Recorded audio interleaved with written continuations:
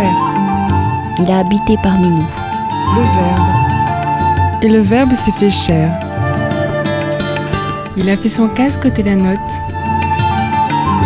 La parole a mis un mot.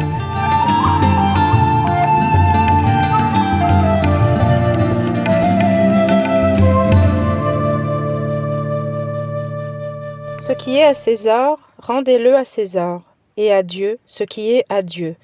Marc, chapitre 12, versets 13 à 17. Alléluia, Alléluia.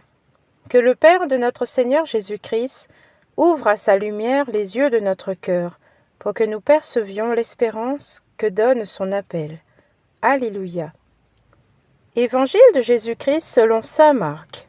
En ce temps-là, on envoya à Jésus des pharisiens et des partisans d'Hérode pour lui tendre un piège en le faisant parler. Et ceux-ci vinrent lui dire : « Maître, nous le savons, tu es toujours vrai.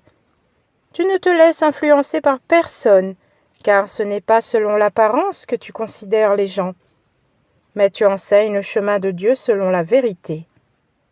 Est-il permis, oui ou non, de payer l'impôt à César, l'empereur ? Devons-nous payer, oui ou non ? Mais lui, sachant leur hypocrisie, leur dit : « Pourquoi voulez-vous me mettre à l'épreuve ? Faites-moi voir une pièce d'argent. » Ils en apportèrent une, et Jésus leur dit : « Cette effigie et cette inscription, de qui sont-elles ? » « De César, répondit-il.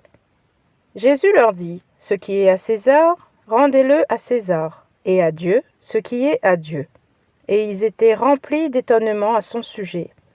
Acclamons la parole de Dieu.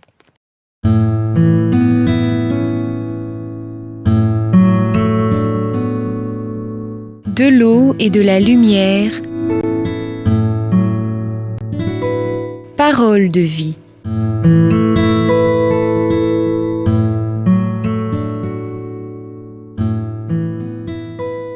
Dans ce passage de l'Évangile, Jésus nous donne une leçon de conduite. Il connaît le cœur des pharisiens et des partisans d'Hérode qui sont là pour lui tendre un piège. Il sait ce que ces personnes vont dire avant même qu'elles ouvrent la bouche pour parler. Jésus connaît leur cœur. Ces personnes lui disent combien il est juste dans ses décisions, qu'il ne juge pas selon l'apparence, mais selon la vérité de Dieu. Ces personnes fausses ne voulaient certainement pas payer d'impôts et cherchaient une ruse pour y échapper. Écoutons la réponse de Jésus. « Pourquoi voulez-vous me mettre à l'épreuve » Cette question mérite notre attention, car nous avons tous des épreuves. La première épreuve est de s'arrêter à la satisfaction de biens matériels. Dieu sait combien d'hommes n'ont pas le pain quotidien. Mais on ne vit pas seulement de pain.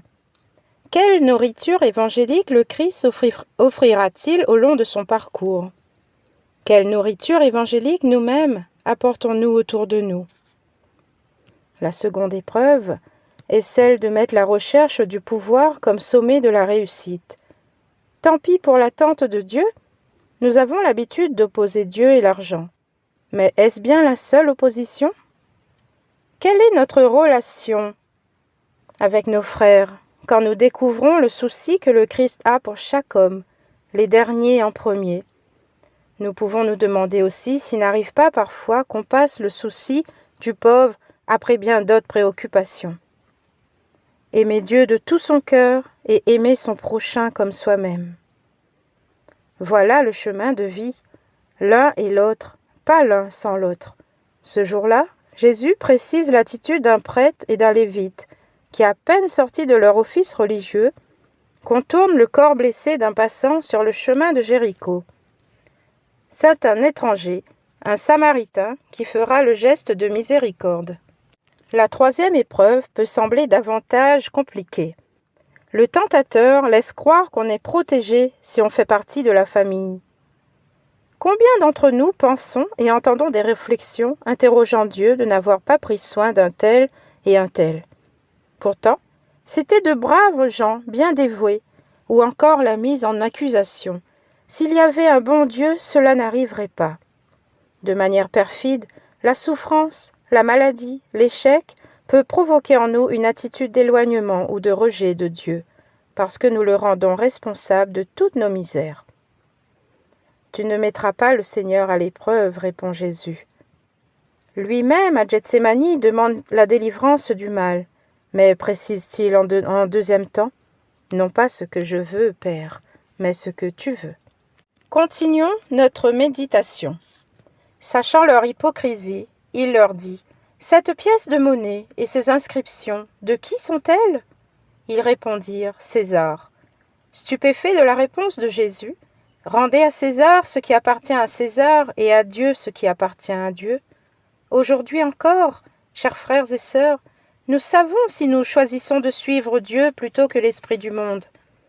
Nous devons absolument nous poser cette question dans notre vie de tous les jours. Suis-je en train de faire ce qui plaît à Dieu ou aux hommes?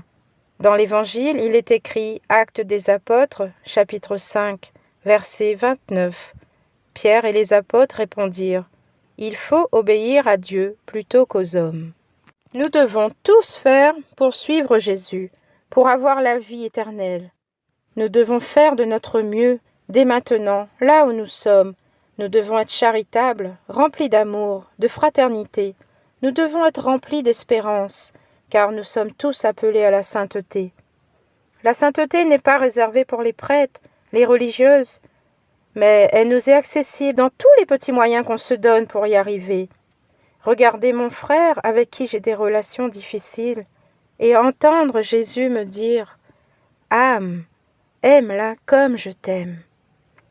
Cela change ma façon de penser, de voir l'autre. Un regard qui libère, qui ne juge pas. Voilà un beau début des chemins des béatitudes.